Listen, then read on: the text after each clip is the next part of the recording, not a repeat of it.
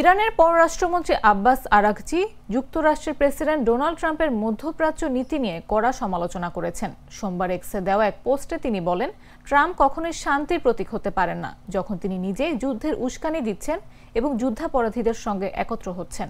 Araghchi ট্রাম্পের সাম্প্রতিক দাবিকে বড় মিথ্যা বলে অভিহিত করেন। তিনি বলেন, ট্রাম্প প্রশাসনকে ইসরায়েলি স্বার্থাগোষ্ঠী মিথ্যা গোয়েন্দা তথ্য দিয়ে বিভ্রান্ত করছে।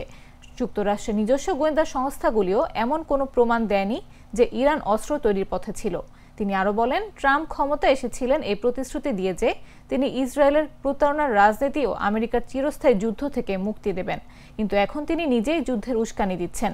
আরাঘচি ইসরায়েলকে উদ্দেশ্য করে বলেন, মধ্যপ্রাচ্যের প্রকৃত দাদাগিরি করে সেই পরজীবী শক্তি যে বহু বছর ধরে যুক্তরাষ্ট্রকে শোষণ করছে।